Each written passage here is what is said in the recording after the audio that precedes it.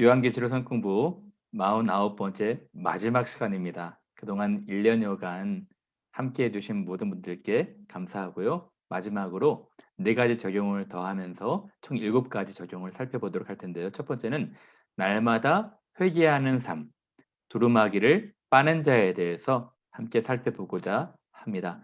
지난 시간에 22장을 통해서 종말을 살아가는 성도들 어떻게 살아야 될까 3가지로 살펴보았죠. 첫 번째로는 예언의 말씀을 지키는 자가 복이 있다라고 말씀하셨기에 지키는 자의 삶에 대해서 말씀을 나눴고요. 두 번째는 이 말씀을 임봉하지 말라. 이 말씀을 곁에 두고 펴고 읽고 말씀대로 행하고 전하는 삶에 대해서 살펴보았죠. 그리고 세 번째로는 그대로 행하게 하라라는 말씀을 통해서 다른 사람은 어떻게 살을지 몰라도 우리는 이 어둡고 고단한 인생에서 하나님 말씀 그대로 거룩하고 구별되게 살라고 말씀을 나눴습니다. 그럼 지금부터는 종말을 살아가는 성도들 어떻게 살아야 될까? 4가지 더 적용하고 마칠까 합니다. 네 번째는 자기 두루마기를 빠는 자들은 복이 있으니 이는 그들이 생명나무에 나아가며 문들을 통하여 성에 들어갈 권세를 받으려 함이로다. 자기 두루마기를 빠는 자들이 복이 있다고 말씀하셨거든요. 그래서 회개하는 삶, 자기를 정결케 씻는 삶에 대해서 말씀을 나누고자 합니다. 근데 이 말씀을 살펴보기 전에 나는 알파와 오메가요 처음과 마지막이요 시작과 마침이라라고 말씀하셨거든요. 흥미로운 것은 이 말씀도 총 4번 나온다는 것입니다. 하나님이 2번, 예수님이 2번입니다. 1장에서 하나님께서 나는 알파와 오메가라 말씀하셨고요. 맨 마지막 21장에 나는 알파와 오메가요 처음과 마지막이라라고 하나님께서 말씀하셨습니다. 예수님도 알파와 오메가 되십니다. 1장에 나는 처음이요 마지막이라 예수께서 말씀하셨고요. 맨 마지막 오늘 본문 22장에 나는 알파와 오메가요 처음과 마지막이요 시작과 마침이라. 하나님과 예수님 모두 알파와 오메가 처음과 마지막이 되신다는 것입니다. 즉 하나님께서 시작하신 나라, 하나님이 완성하신다는 것이죠. 여러분 이 말씀은 너무 우리들에게 위로가 됩니다. 하나님이 시작하셨고요. 그 시작하신 것 하나님이 마치실 거예요. 예수님이 신실하게 시행하실 것입니다. 이 나라의 시작과 완성은 우리 인생에게 달리는 것이 아니라 하나님에게 달려 있기에 너무나도 확실한 것입니다. 지금 팬데믹 현상으로 많은 분들이 우왕좌왕하고 앞으로 어떻게 일들이 진행이 될지 궁금해하는데요. 여러분 아무 걱정하지 마십시오. 하나님께서 계획하신 대로 진행할 것입니다. 하나님에 대한 전적인 신뢰로 이 땅을 믿음으로 살아가시기를 바랍니다. 그러면 이제 자기 두루마기를 빠는 것에 대해서 함께 살펴보도록 하겠습니다. 자기 두루마기를 빨다. 이 뜻을 원어와 영어로 살펴보자면요. 먼저는 영어를 살펴보면 NIV에서는 their robes, 그러니까 자기의 겉옷, 겉옷들을 빠는 자들은 복이 있다고 말하고 있고요. 킹 제임스 버전은 좀 다릅니다. 계명을 행하는 자들이 복이 있다고 말하는 것이죠. 어떻게 이런 차이가 생기게 된 것일까요? 일단 이 두루마기라는 원어를 보면 헬라어로 보면 스톨레라고 해서 옷, 의복을 말하고 있거든요. 겉옷을. 근데 엔톨레 거의 단어가 비슷합니다. 이것을 계명이라고 또 말하고 있죠. 그래서 이 단어의 차이 또는 번역하면서 시대마다 다르게 번역했다는 학자들의 연구가 있긴 한데요. 중요한 것은 여기서 두루마기는 의복으로 해석하는 것이 더 좋을 것 같습니다. 이미 요한계시록 7장 19장에서는 의복에 대해서 언급하고 있습니다. 어린 양의 피에 옷을 씻어 희게 된 자들, 또 주님께서 우리들에게 희고 깨끗한 두루마기 세마포 옷을 주고 있지 않습니까? 우리의 의는 더러운 옷과도 같습니다. 하나님께서 전적으로 우리에게 의의 옷을 입혀 주시는 것입니다. 그러나 의롭게 여겨진 사람이라 할지라도 우리가 올바른 행실, 성도의 옳은 행실을 가져야 되고요. 날마다 이 더러워지는 오염된 삶 속에서 우리의 두루마기를 빨 필요가 있는 것입니다. 두루마기를 빨다는 것은 회개를 의미하고 있고요. 성도의 옳은 행실을 의미하고 있습니다. 예수께서도 말씀하셨죠. 이미 목욕한 자는 다시 목욕할 필요가 없지만 계속 발을 씻을 필요가 있다라고 말씀하신 것입니다. 한 번 회개하면 다시 회개할 필요가 없다라고 하는 것은 옳지 않고요. 날마다 우리가 이 죄의 오염에서 더러워지고 올바른 마음이 있지 않을 수 있기에 하나님 앞에 나가서 죄를 고백하고 회개할 필요가 있게 되는 것이죠. 이러한 회개하는 사람, 자기 두루마기를 빠는 옳은 행실을 가진 사람들은 복이 무엇입니까? 이들이 받을 약속은 생명나무에 나아갈 수가 있고 성에 들어갈 권세를 얻는다는 것입니다. 하나님이 주실 새하늘 새 땅, 새 예루살렘 성에 들어갈 수 있게 되는 것이죠. 그러나 그 다음 구절에 보시면 들어가지 못하는 사람들이 나옵니다. 성 밖에 있는 사람들이 나오게 되는 것이죠. 그 사람들은 개들, 술객들, 행음자들, 살인자들, 우상 숭배자들, 거짓말하는 자들입니다. 악한 자들, 복음을 회방하는 사람들, 속이는 사람들, 부도덕한 사람들, 여기서 주목해서 볼 것은 우상 숭배자들, 거짓말하는 자들입니다. 당시 요한이 1세기 소아시아에 있는 교회들에게 편지를 쓸 때 많은 사람들이 황제 숭배하지 않았습니까? 또 19장에 보시면 바벨론, 음녀, 물질 숭배 사상으로 사람들이 살아가고 있지 않습니까? 그런 사람들은 성 밖에 있게 된다는 것입니다. 그리고 황제 숭배, 물질 숭배를 부추기는 거짓 선지자들, 거짓말을 하는 자들도 성 밖에 있게 된다는 것이죠. 마지막 날에는 확연하게 구분이 될 거예요.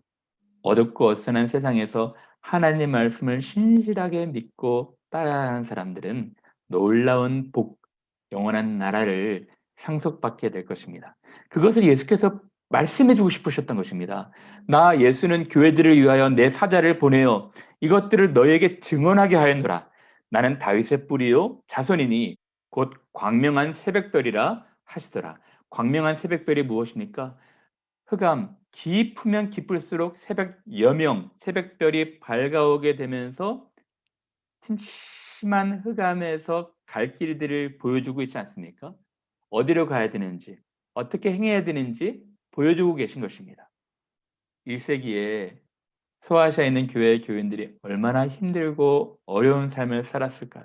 한 치의 앞도 내다보지 못하는 그러한 가련한 인생들 아니었겠습니까? 너무 짙고 짙은 어두움이 드리워졌을 것입니다.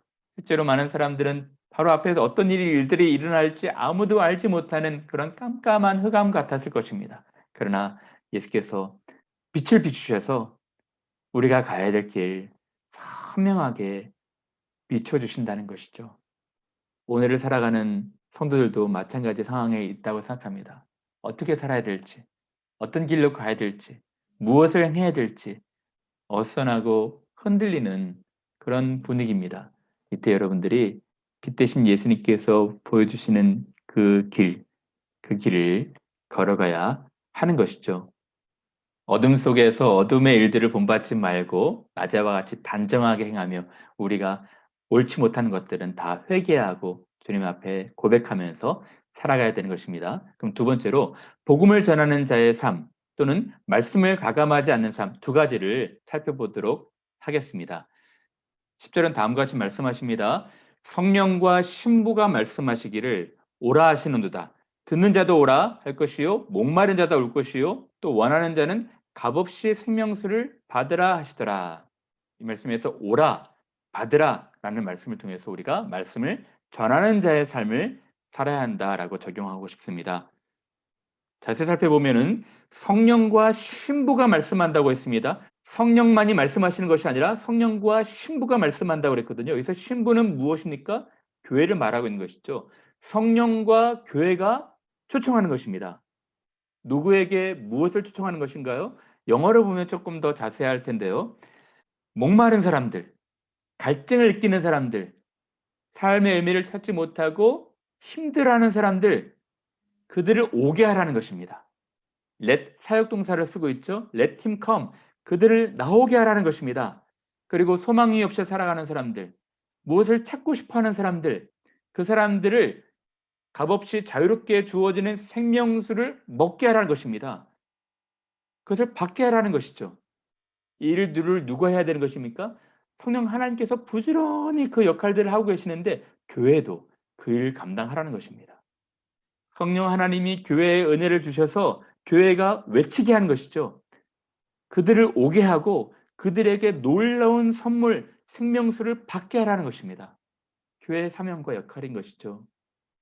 교회는 어두울수록 잠잠해서는 되지 않습니다.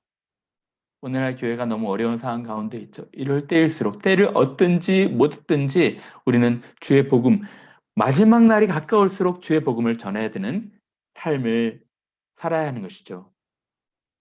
저는 우리 교회가 전도하는 교회가 되었으면 좋겠어요.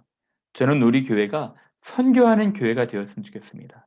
저는 우리 교회가 주변 사람들을 오게 하고 주변 사람들에게 놀라운 선물을 주는 교회가 되었으면 좋겠습니다. 그런 교회가 될 수 있도록 여러분 함께 기도해 주시기를 바랍니다. 종말의 성도들 어떻게 살아야 될까? 6번째를 살펴보도록 하겠습니다. 내가 이 두루마리 예언의 말씀을 듣는 모든 사람들에게 증언하노니 만일 누구든지 이것들 외에 더하면 하나님이 이 두루마리에 기록된 재앙들을 그에게 더하실 것이요 만일 누구든지 이 두루마리의 예언의 말씀에서 제하여 버리면 하나님이 이 두루마리에 기록된 생명나무와 및 거룩한 성의 참여함을 제하여 버리시리라. 즉 예언의 말씀을 더하거나 빼지 말라는 것입니다. 가감하지 말라는 것이죠.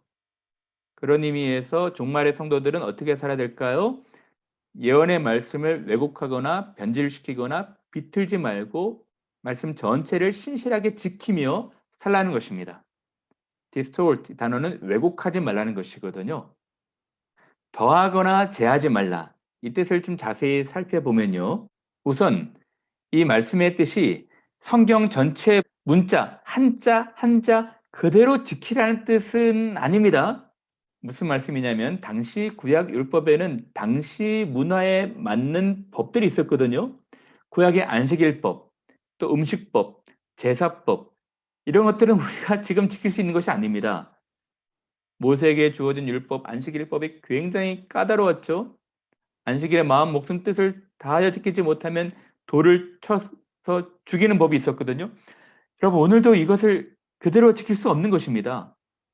어떤 것은 먹고 어떤 것은 먹지 말고 음식법을 까다롭게 제정해 주셨죠. 제사법도 마찬가지입니다. 어떤 분들은 이 율법도 오늘 그대로 지키려고 하는데요. 그렇지 않죠. 그렇게 말씀하시는 분들은 예수님의 율법을 철저히 지키라는 말씀에 근거한다고 하시는데요. 내가 율법이나 선지자를 폐하러 온 줄을 생각하지 말라. 폐하러 온 것이 아니요 완전하게 하려 함이라. 진실로 너에게 이르노니 천지가 없어지기에는 율법의 1.1획도 결코 없어지지 아니하고 다 이루리라. 여기서 예수님께서 율법의 1.1획을 언급하셨다고 하는 것이거든요. 그러나 여기서 율법의 1.1획은 예수께서 율법을 다 완성하셨다는 것입니다. 많은 사람들이 예수님을 율법 폐기론자라고 생각하고 있는 상황이었기에 예수께서 그것이 아니고 예수께서 율법의 의를 완성하시기 위해서 오셨다는 의미였던 것이죠. 영어로 보면 원 요드 원 포인트라고 말하거든요. 예수님께서 한 치의 오차도 없이 율법 전체를 이루셨다는 것. 하나님의 율법은 완전하신 것이기에 그 율법이 온전히 성취된다는 것을 말씀하고 있는 것이죠. 또 더하거나 제하지 말라는 물론 정경 외에 다른 성경들을 첨부하지 말라는 뜻이 있을 것입니다. 그러나 더 중요한 것은 저는 세 번째라 생각합니다. 세 번째는 말씀의 원 의미를 왜곡하지 말라는 것입니다. 이것이 무슨 말씀일까요? 여러분, 사람들은 하나님께서 주신 말씀을 비틀어서 꼬아서 굴절시켜서 왜곡시켜서 받아들이려는 속성들이 있어요. 첫 번째로 아담과 하와를 보십시오. 하나님께서 그들에게 하신 명령이 있습니다. 선악과를 따먹지 말라 하셨죠. 뱀도 와서 비틀어 버렸어요. 참으로 하나님이 모든 동산 각종 실과의 나무를 먹지 말라 하더냐? 비틀어 버렸죠. 하나님의 선하심을 의심케 한 것입니다. 하와도 이 말씀을 비틀었습니다. 하나님은 먹지 말라 하시는데 보지도 말고 만지도 말라라는 것을 또 덧붙이게 되었죠. 이 죄는 하나님의 말씀을 비틀고 왜곡하는 것입니다. 이스라엘 백성들이 계속 해왔던 일이거든요. 예수님 당시에 유대인들이 해왔던 것입니다. 하나님께서 출애굽한 백성들을 이제 가나안 땅에 보내실 텐데 가나안 땅에 들어가면 내가 너희에게 명령하는 말을 가감하지 말라. 더하거나 빼지 말라라고 말씀하셨죠. 그러나 이스라엘 백성들은 들어가서 하나님 말씀을 다 비틀어 버렸어요. 하나님은 원수를 사랑하라 하시는데 원수를 미워하라고까지 했고요. 자기의 편의에 맞게 자기의 입맛에 맞게 투머치한 것들은 빼고 지킬 수 있는 것들만 또 확장해서 가감해서 지켰던 것입니다. 예수님 당시의 유대인들도 마찬가지였죠. 그래서 예수께서 마태복음 산상설교에서 말씀하십니다. 옛사람에게 너희가 이렇게 들었지만 나는 너희에게 이르노니 그 왜곡된 것들을 다시 바로잡아 주시는 것입니다. 살인하지 말라. 형제를 미워하는 자마다 살인하는 것이고 간음하지 말라. 여자를 보고 음욕을 품는 자마다 간음하는 것이고 맹세하지 말라. 6가지를 예로 말씀하시면서 지금 왜곡된 것들을 바로잡아 주고 계시지 않습니까? 이것이 사람의 마음인 것입니다. 말씀의 원 의미를 왜곡하는 것이죠. 이것이 죄의 속성인 것입니다. 더하고 싶은 것은 더하고 빼고 싶은 것은 빼고 지키기 불편하고 힘든 것들은 너무 투머치하게 생각하다고 하면서 빼버리고 이것이 사람들의 마음인 것입니다. 그렇게 하지 말라는 것입니다. 여기서 제가 한 분을 소개하면서 예를 들까 합니다. 리차드 스턴이라는 분인데요. 이분은 레녹스 회사 사장이기도 했고 1998년도부터는 월드비전 CEO로 활동하고 계셨습니다. 근데 제가 참 이분의 책을 읽고 큰 감명을 받았어요. 어떤 책이냐면 The Hole in Our Gospel, 우리나라 말로 구멍난 복음으로 번역이 되었죠. 이분이 이 책의 제목을 구멍난 복음이라고 쓴 이유는 다음과 같습니다. 이분이 학창 시절 때 한 친구를 통해서 인사이트를 받았대요. 어떤 친구가 이 성경에서 사랑과 정의와 관련된 부분을 찾아보았는데 총 2,000절이 넘었다고 합니다. 2,000절에 다 밑줄을 긋고 그 밑줄 긋은 관련된 구절들을 다 가위로 오렸답니다. 나중에는 너덜너덜해지지 않았겠어요? 그리고 그것이 상징적으로 사람들이 믿고 싶은 것만 믿고 자기에게 좀 불편하고 좀 꺼리껴지는 것, 사랑해야 되고 용서해야 되고 헌신해야 되고 봉사해야 되고 나눠야 하고 그런 부분들은 빼는 것이죠. 그리고 자기가 너무 좋은 복을 약속해 주는 부분, 함께 하신다고 하는 부분, 은혜가 되는 부분 위주로만 묵상한다는 것입니다. 그것이 교회 교인들의 현 주소라는 것입니다. 성경 전체를 믿음으로 받아들이지 않고 믿고 싶은 것만 믿고 불편한 것은 빼고 더하거나 감하는 것입니다. 이래서 구멍난 복음이라고 제목을 지은 것이죠. 구멍난 복음, 구멍난 믿음, 구멍난 행동들. 여러분 우리가 살아가는 오늘의 교회는 어떻습니까? 저는 정말 심각하게 구멍난 믿음이라 생각이 들어요. 많은 사람들이 입맛에 맞는 귀가 가려워서 자기 사욕을 쫓을 스승들을 많이 두고 듣고 싶은 것만 듣는 그런 시대입니다. 불편하거나 부담 가는 것들은 하고 싶어 하지 않고 듣고 싶어 하지 않는 그런 세대가 된 것입니다. 하나님 말씀을 정직하게 받아들이지 않는 것이죠. 여러분, 우리가 이러한 믿음이 있다면 구멍난 것을 메꿔야 하는 것입니다. 채워야 되는 것이죠.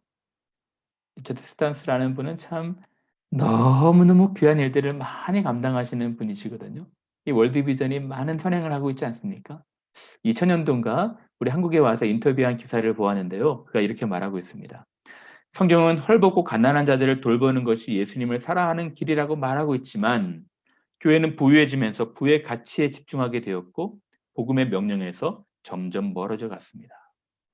우리는 세상의 물결을 거슬러 헤엄치려고 노력해야 됩니다. 청년들의 목표가 성공하고 출세하고 사람들과의 경쟁에서 그들을 극복하고 최고가 되어서 누리는 물질주의에 매몰되는 것이 아니라 예수님을 따르고 섬기는 것, 자기를 부인하고 십자가를 지는 그 정신이어야 된다는 것입니다. 하지만 안타까운 것은 많은 사람들이 부유한 환경 속에서 보고 싶은 것만 보고 듣고 싶은 것만 들으며 살아간다는 것입니다. 이것이 어떤 의미에서는 성경을 가감하는 것입니다. 이 책을 읽은 독자가 다음과 같은 글을 썼는데요.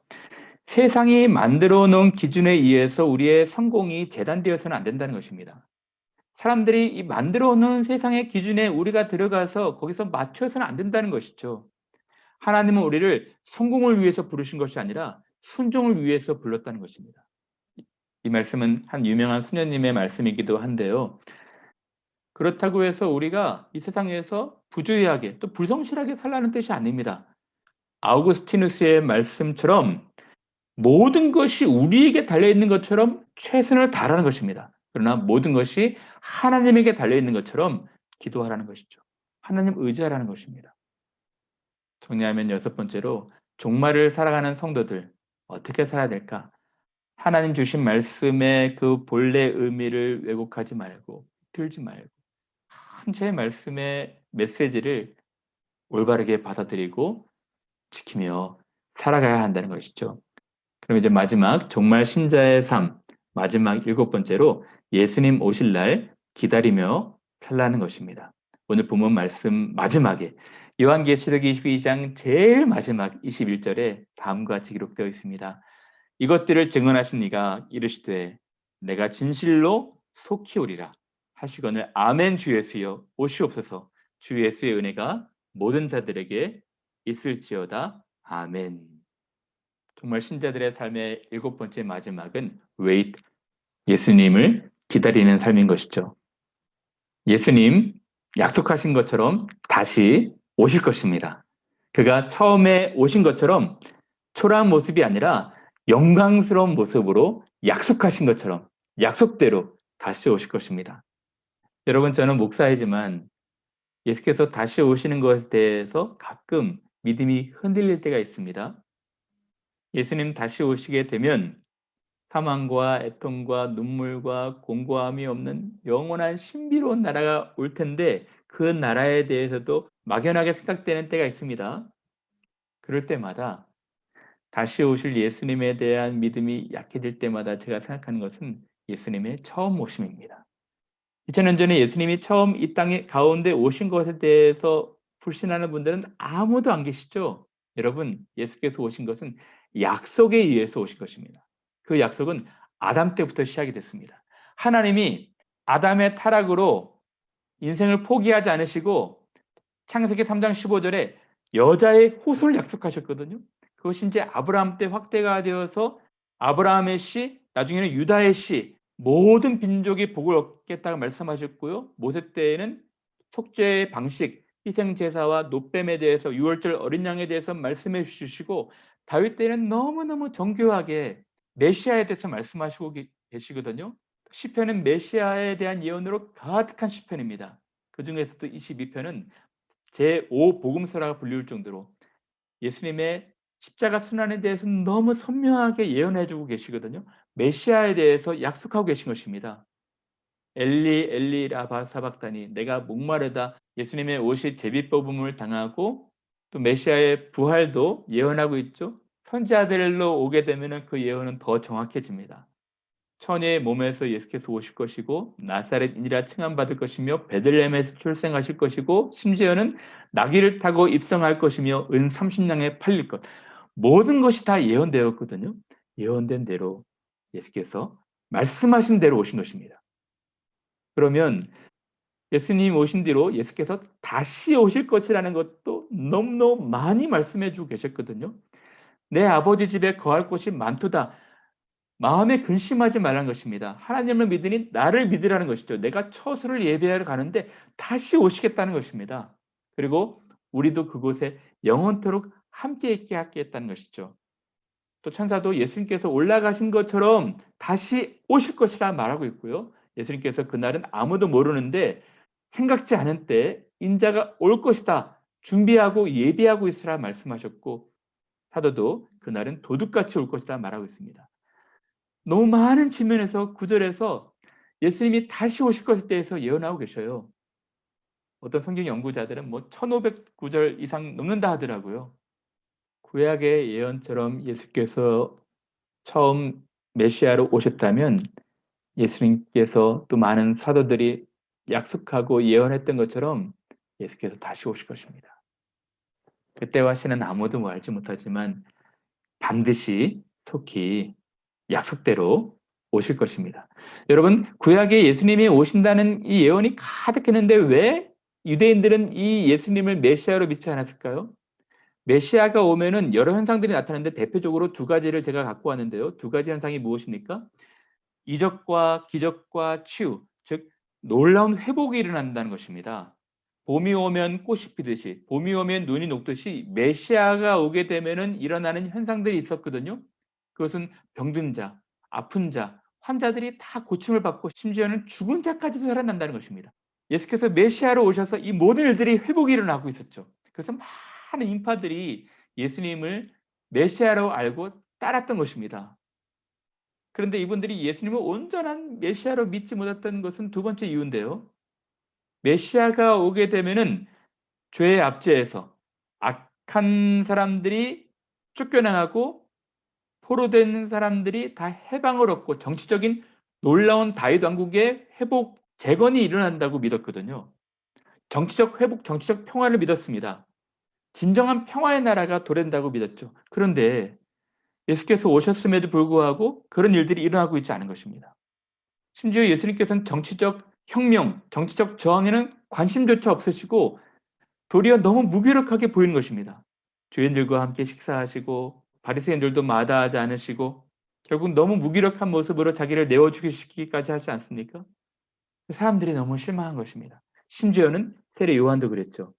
세례 요한은 예수님을 보라 세상 죄를 지고 가는 하나님의 어린 양이라라고 선포도 했지만 그가 나중에 옥에 갇혔을 때에는 당신이 진정 메시아가 맞습니까? 라고 질문까지 하게 되었죠.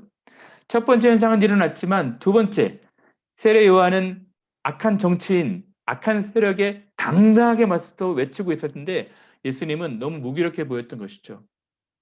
그러나 예수님께서 말씀하신 핵심은 내 나라가 여기에 있지 않다는 것입니다. 무엇을 말씀하고 있습니까?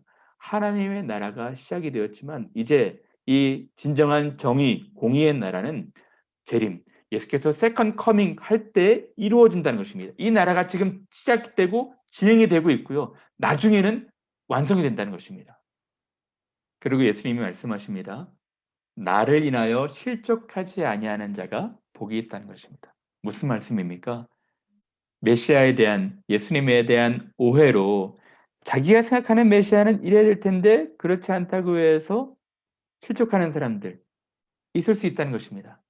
그러나 복음에 대한 올바른 이해, 예수님에 대한 올바른 믿음으로 실족하지 않는 자가 복이 있다고 말씀하신 것이죠. 진정한 공의와 정의의 나라, 예수께서 다시 오실 때 완벽한 나라가 도래가 될 것입니다. 예수님께서 그 나라 가지고 오실 것입니다. 말씀하십니다. 내가 진실로 속히 오리라. 그리고 요한은 주 예수여 오시옵소서라고 말하고 있는 것입니다. 여러분 우리 모두는 예수님 오실 날을 기다리며 살아야 됩니다. 그 이유가 무엇입니까? 놀라운 회복의 나라, 공의와 정의의 나라가 완벽한 나라가 올 것이기 때문에 그렇습니다. 여러분 하나님께서 완벽한 나라 에덴을 지으셨죠. 에덴의 뜻은 기쁨과 환희의 나라입니다.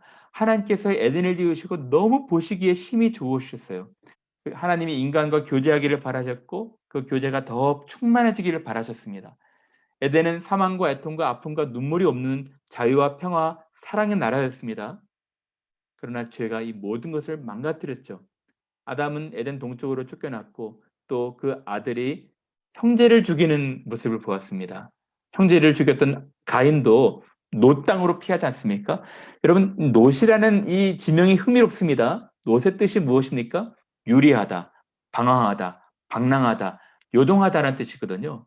하나님으로부터 도피한 그 땅은 유리, 방황, 방랑, 요동, 흔들리는 곳이라는 것입니다. 여러분 이 노 땅에서 인생이 느끼는 이 정서는 불안입니다. 무엇 하나 견고하지 않고 무엇 하나 온전하지 않기 때문에 흔들리기 때문에 사람들이 불안한 것이죠. 이러한 생은 사랑해야 될 대상들을 경쟁의 대상, 극복의 대상으로 보고 서로 다툼이 있는 곳입니다. 모두가 다 불안하기 때문에 자기 안전을 위한 대형물들, 물질과 권력과 돈을 찾게 되는 것이죠. 그렇게 한다 할지라도 인생은 불안한 것입니다. 가난한 사람이나 부한 사람이나 많은 것을 가진 사람이나 그렇지 않은 사람이나 모두가 다 불안하고 최고의 자리로 올라간 사람이라 할지라도 공허한 것입니다. 그것이 인생의 고단함이죠. 이것이 노 땅에서 살아가는 인생들인 것입니다. 우리를 사랑하시는 하나님, 우리를 사랑하신 주님이 다시 기쁨과 환희의 땅으로 우리를 초청하고 계신 것입니다. 이 땅에 들어갈 수 있도록 예수님께서 다시 오신 것이죠. 이 망가진 나라 회복하시고 다시 오셔서 사망과 애통과 아픔과 눈물이 없는 곳으로 우리를 인도하신다는 것입니다. 내가 진실로 속히 올 것이다 말씀하신 것이죠. 그러면 인생들의 반응은 어떻게 됩니까? 아멘, 주 예수여, 속히 오시옵소서. 이 불안한 노 땅에서 공허하게 살아가는 이 인생들이 이제 기쁨과 환희의 땅을 바라보면서 주 예수여, 속히 오시옵소서라고 고백해야 되는 것입니다. 이 땅은 사망과 애통과 아픔과 눈물이 없는 에덴의 회복이 될 것입니다. 여러분들이 이런 삶을 살았으면 좋겠어요. 계시록 22장 맨 마지막 절은 아멘 주 예수여 속히 오시옵소서. 여러분들이 이런 기다리는 삶을 살아가시는 귀한 분들 되시기를 바랍니다. 여러분 이제 1년 4개월에 걸쳐 요한계시록 전체를 끝냈습니다. 그동안 너무 많이 수고하셨고요. 요한계시록 전체는 하나님께서 그의 계획을 우리에게 보여주신 것입니다. 그 계획은 악한 세상을 심판하실 것이고 신자들은 구원하신다는 것입니다. 그리고 그 계획을 그대로 실행하셔서 바벨론이 멸망이 되었고 새하늘 새 땅이 완성이 되는 것이죠. 하나님께서 그 놀라운 계획을 예수 그리스도를 통해서 교회에 말씀하신 것입니다. 교회에 편지한 것이죠. 그리고 하늘의 전망대, 하늘 높은 보좌에서 이 세상이 어떻게 주관되는지를 보여주신 것입니다.